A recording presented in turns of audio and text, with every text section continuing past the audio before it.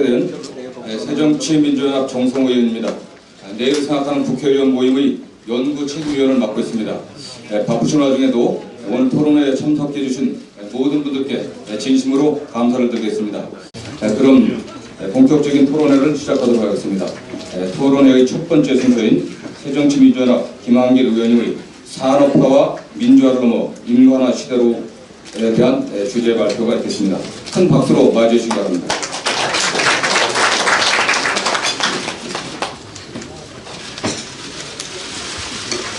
참석해 주신 여야의원님들 고맙습니다. 오늘 토론회를 주최하는 내일을 생각하는 국회의원 모임의 대표를 맡고 있는 김한길 의원입니다. 우리 정치의 공동 목표를 찾아보자는 취지의 오늘 토론회에 이렇게 많은 여야 의원님들이 함께해 주신 것 대단히 큰 의미가 있다고 생각합니다. 다시 한번 감사의 말씀드립니다. 김광두 교수님, 신광윤 교수님 함께해 주셔서 고맙습니다. 제가 감기 때문에 목소리가 시원치 않습니다. 양해해 주시기 바랍니다. 우리 정치에 대한 국민의 실망과 질타에 자괴감을 느끼지 않는 국회의원이 있겠습니까? 정치가 나라 발전을 이끌기는커녕 변화의 걸림돌쯤으로 치부되고 여야 간의 뿌리 깊은 불신이 정쟁을 양산하고 있는 현실에 대해서 더 말씀드리지 않겠습니다. 오늘의 토론회가 우리 정치의 새로운 가능성을 찾는 마중물이 될 수 있으면 좋겠습니다. 사실 오늘 토론회가 마련된 것은 필연이기도 하고 우연이기도 합니다. 지난 10월에 외통위의 해외 국정감사를 갔는데 미주간 국회의원들 가운데 담배를 피는 국회의원이 여야 각 한 명씩 김한길과 유승민 위원님 딱 두 사람이었습니다. 그래서 10여일 동안의 국정감사 기간 동안에 둘이서만 이야기하는 기회가 많았습니다. 그러다가 우리 정치에 대해서 또 나라의 미래에 대해서도 이야기하게 되고 귀국 후에 조금 더 깊은 유견을 나누는 자리를 가졌는데 그 고민의 근본이 다르지 않았습니다. 그렇다면 우리 정치에서 여야가 공유할 수 있는 지향점을 찾고 거기에 다가가는 경로와 정책을 놓고 여야가 뜨겁게 경쟁한다면 국민들께서 반기시지 않겠는가, 국민이 우리 정치에 희망을 거실 수 있지 않겠는가 하는 생각이 들었습니다. 그래서 오늘 토론회가 마련됐습니다. 참고로 말씀드린다면 저는 담배값 인상에 적극 반대했습니다만은 결국 담배값이 대폭 인상됐기 때문에 저는 곧 담배를 끊어야 할 텐데 담배값이 진작에 인상됐다면 오늘의 토론회가 없을 뻔했습니다.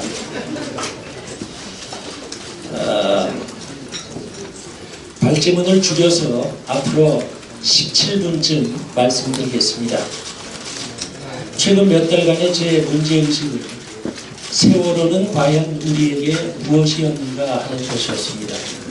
세월호는 우리에게 국가란 무엇인가, 정치란 무엇인가라는 근본적인 물음을 던졌다고들 다들 말했습니다. 그런데 과연 우리는 그 질문에 제대로 답하고 있는가를 자성해보지 않을 수 없습니다. 저를 포함해서 많은 분들이 세월호 참사 이전과 이후는 완전히 다른 대한민국이 돼야 한다고 말씀들 했습니다. 박근혜 대통령께서도 국민 앞에 눈물을 흘리면서 국가 개선까지 말씀하셨습니다. 물질과 효율과 탐욕보다 사람이 더 중요한 나라가 돼야 한다고 온 국민이 그야말로 간절하게 요구했다고 생각합니다.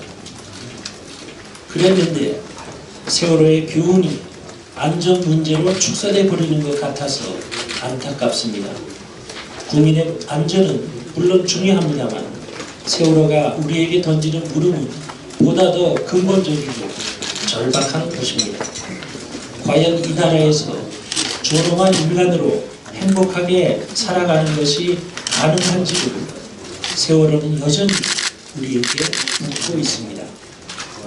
예컨대 1912년에 타이타닉호의 침몰은 미국 사회의 근본을 흔드는 큰 변화를 몰고 왔습니다. 타이타닉호가 첫 항해에서 침몰했을 때 1,700여 명이 죽고 700명쯤이 살아났는데 생존자는 주로 1등신을 탔던 부자들이었습니다. 미국 국민은 분노했고 타이타닉호 이전과는 다른 미국을 요구했습니다. 그 결과 부자들의 특권과 사회적 책임에 대한 논의가 불붙었고 결국 미국 헌법이 바뀌었습니다. 누진소득세의 근거를 담은 수정헌법 16조를 통과시키는 역사적인 성과를 낳았던 것입니다. 최근에 화제를 모으고 있는 토마 피게티의 책 21세기 자본에서도 20세기 초에 소득 불평등을 완화시킨 요인으로 누진소득세의 도입을 꼽고 있는 것을 보면 타이타닉호의 침몰에서 비롯된 변화가 얼마나 큰 것이었는지를 우리가 알 수 있습니다. 타이타닉호가 야기한 미국 국민의 분노보다 세월호 이후에 우리 국민이 보인 공분이 결코 덜했다고 생각하지 않습니다. 20년 전에 삼풍백화점이 무너졌을 때는 달랐습니다. 황당하기로 친다면 땅 위의 백화점이, 그것도 강남의 최고급 백화점이 일순에 무너진 것이 훨씬 더 어처구니 없는 일이었습니다. 사상자도 세월호 때보다 삼풍 때가 훨씬 많았습니다. 하지만 그때까지만 해도 국가주의나 물질 만능주의가 우리 사회를 압도하고 있었기 때문에 겨우 안전만 말하고 말았습니다. 세월호는 달랐습니다. 삼풍 백화점 때와는 많이 달랐습니다. 돌아보면 박정희 대통령이 1차 경제개발 5개년 계획을 발표한 것이 1962년이었습니다.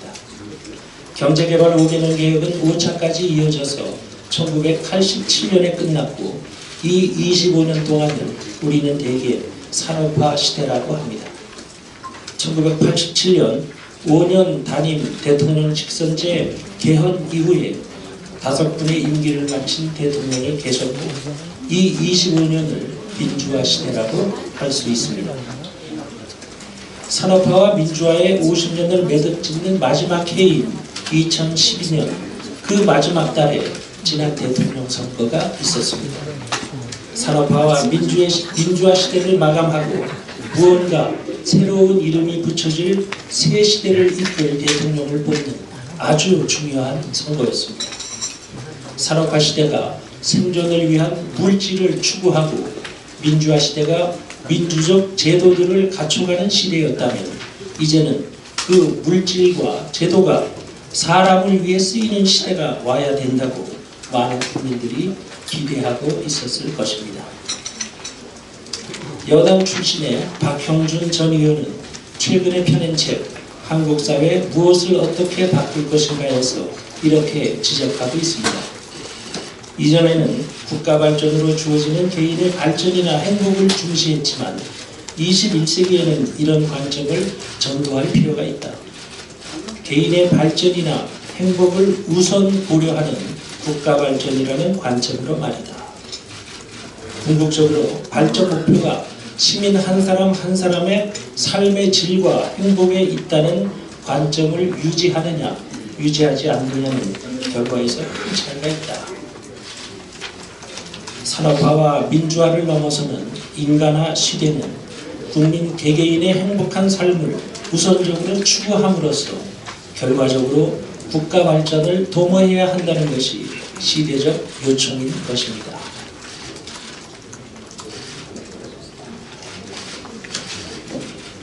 박근혜 당시 대선 후보 역시 이러한 시대적 요구를 외면할 수 없었기 때문에 경제민주화와 복지를 대표적인 대선 공약으로 앞세웠을 것입니다. 하지만 박근혜 대통령 취임 이후 제가 보기에는 여당 의원님들께는 좀 죄송한 말씀입니다만 대통령께서 산업화 시대의 가치와 행태를 고집하고 있는 것처럼 보이던 와중에 세월호 참사가 엄습했습니다. 새로운 시대를 기대하고 있던 국민들에게 세월호 참사는 오히려 자신들이 국가로부터 제대로 대접받지 못하고 있다는 것을 확인하고 자각하는 계기가 됐던 것 같습니다. 침몰해가는 세월호에 버려진 채 속절없이 바다에 가라앉던 이들의 모습에서 많은 국민은 자신과 자식들이 앞으로 감당해야 할 삶의 모습을 예감했는지도 모릅니다. 그래서 더 분하고 슬펐을 것입니다. 많은 국민이 일터에서, 학교에서, 군대에서, 가정에서 존엄한 인간으로 최소한의 대접조차 받지 못하고 살아가야 하는 한 세월호는 매일매일 우리의 마음속에서 침몰하고 있는 것입니다. 세계 최고 수준의 자살률, 이혼율, 노인 빈곤율, 노동시간, 아동 우울증, 세계 최저 수준의 출산율과 행복지수, 양성 평등지수, 이런 것들은 어느새 우리에게 익숙해진 수치들이지만 사실은 그 하나하나가 참으로 끔찍한 기록들입니다. 돈과 권력과 기회를 독점해온 잘난 사람들끼리 끼리끼리만 잘 살면 그만인 나라가 아니라 모든 국민 한 사람의 삶과 행복을 무엇보다 소중하게 여기는 정치, 그런 대한민국을 세월호는 우리에게 간절하게 촉구하고 있다고 생각합니다. 바다에 가라앉던 세월호에서 구조대를 기다리듯이 간절하게 말합니다. 정리해서 말씀드리겠습니다. 산업화와 민주화 시대를 거치면서 인간 중심의 새 시대에 대한 국민적 갈망은 상당 기간 무르익어 왔다고 생각됩니다. 다만 이를 정치권이 선도하지 못하고 있던 차에 그동안 응축되어온 국민적 요구가 세월호 참사를 계기로 분출됐다고 봐야 할 것 같습니다. 그랬기에 많은 분들이 세월호 참사 이전과 이후의 대한민국은 완전히 달라져야 한다고들 소리친 것 아니겠습니까? 새 시대를 무엇이라고 이름하든 이제는 무엇보다 사람의 가치를 중요하게 생각하는 사회가 되어야 한다는 것. 그것도 우리 사회 구성원 개개인의 삶과 행복을 우선시해야 한다는 시대 정신을 이제라도 우리 정치권이 공감했으면 좋겠다는 것입니다. 이러한 큰 지향성에 여야가 동의한다면 개별 정책들의 우선순위나 내용에 대해서도 합의점을 찾는 일이 그리 어렵지 않을 것입니다. 몇 가지 짚고 가겠습니다. 우선 성장의 문제입니다. 우리 당은 성장에는 관심이 없고 분배만 주장하는 것처럼 오해하는 분들도 계십니다만 존엄한 인간으로 살기 위해서도 먹고 사는 문제는 아주 중요합니다. 저는 지난해 민주당 당대표에 취임하면서 국민이 먹고 사는 문제를 최우선 과제로 삼는 정치를 선언한 바가 있습니다. 시기적으로 본다면 제가 당대표에 취임하고 곧이어 불거진 국정원의 대선 개입 문제는 당대표인 저와 우리 당을 심각한 고민에 빠지게 했습니다. 국가기관의 대선 개입이라는 민주주의의 퇴보는 결코 적당히 넘길 수 없는 매우 엄중한 사안이었기 때문입니다. 여기에 대해서는 더 길게 말씀드리지 않겠습니다. 분명한 것은 먹고 사는 문제, 경제적 풍요를 추구하는 문제는 정치가 어떤 경우에도 결코 소홀히 할 수 없다는 것입니다. 더구나 우리 경제의 앞날이 매우 심각하게 우려되는 상황에서 경제 활성화를 위한 고민에서 여야가 따로일 수 없습니다. 다만 극심한 양극화가 우리 사회 공동체 전체를 망가뜨리고 있는 만큼 경제 성장의 과실을 고르게 누리는 성장이 아주 중요하다는 점을 거듭 말씀드립니다. 저는 유승민 의원님과 말씀하는 가운데 우리가 적지 않은 부분에 공감한다는 것을 확인했습니다. 유승민 의원께서 고민하는 성장과 복지의 해법을 찾는 일이야말로 우리 국민 개개인의 행복을 확장하는 길과 크게 다르지 않을 것입니다. 이외에도 성장과 분배의 조화, 소득 불평등을 해소하는 성장에 대해서 유승민 의원께서 깊이 연구하고 계시는 것을 알고 매우 기뻤습니다.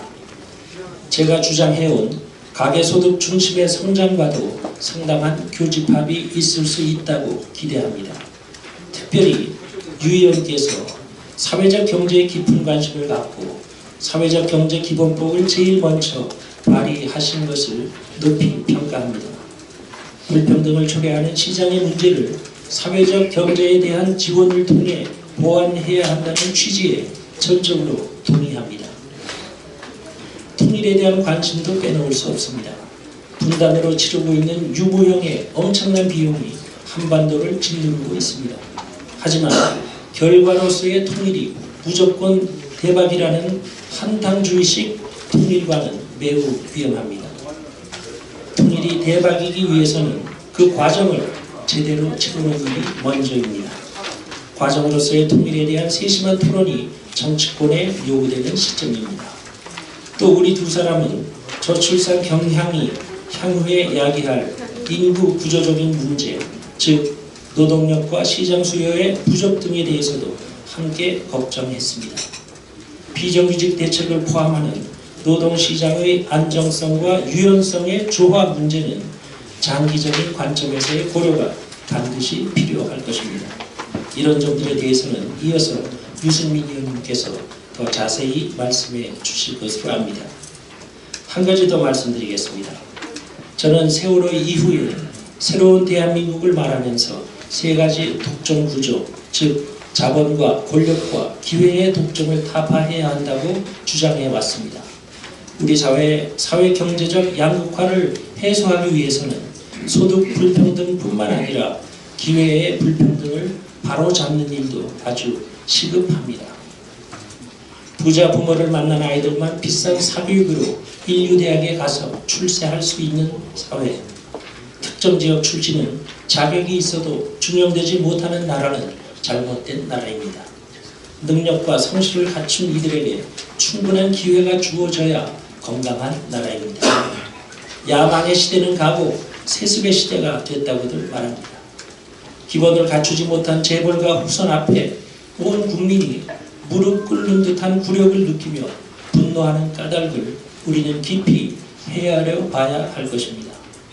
우리 사회가 봉건적 세습사회나 신분사회로 회귀한다면 우리는 결코 미래를 볼 수 없을 것입니다. 말씀 마치겠습니다. 이제 산업화와 민주화 시대를 넘어 인간화 시대에 부응하는 새로운 정치 철학과 도선이 제시돼야 할 때입니다. 헌법 전문이 명하고 있는 국민 생활의 균등한 향상을 우리 정치가 부단히 추구함으로써 모든 국민이 인간으로서의 존엄과 가치를 누리며 행복을 추구할 수 있도록 여와 야가 함께 봉해야 합니다. 그런데 정치가 실종됐다고도 합니다. 저는 여당 원내대표를 지날 당시에 정치의 중심은 청와대가 아니라 국회라고 천명한 바가 있습니다. 국회가 정치의 중심이기 위해서는 특별히 여당의 의지가 중요할 것입니다. 지금의 양당 중심 정치가 적대적 공생 관계에 안주하고 있다는 지적에 대해서도 이를 극복하기 위한 진지한 모색이 있어야 합니다. 각 당이 시대 정신을 구현하기 위한 상생적 경쟁 관계를 이룰 때 우리 정치가 비로소 국민의 희망일 수 있을 것입니다. 여와 야는 매 사안에 대해 정치적 득실을 재는 잣대를 버리고 민생의 고단함과 나라의 미래를 재는 잣대를 공유해야 합니다. 여당은 다수의 힘을 믿는 과신의 유혹에서 다수의 힘을 과신하는 유혹에서 야당은 반대를 위한 반대로 존재감을 드러내는 타성에서 탈피해야 합니다. 여당이 하면 무조건 독선이고 야당이 하면 무조건 발목 잡기라고 몰아세우는 정쟁의 굴레에서 이제는 벗어나야 합니다. 이제는 우리 정치가 익숙했던 많은 것들과 결별해야 합니다. 낡은 이념과 진영 논리를 넘어서서 오로지 국민의 행복한 삶을 위해서 여야가 치열하게 경쟁하는 모습이야말로 국민이 그토록 보고 싶어하는 상승의 정치일 것입니다. 오늘의 토론이 여기에 조금이라도 기여했으면 좋겠습니다. 경청해 주셔서 감사합니다.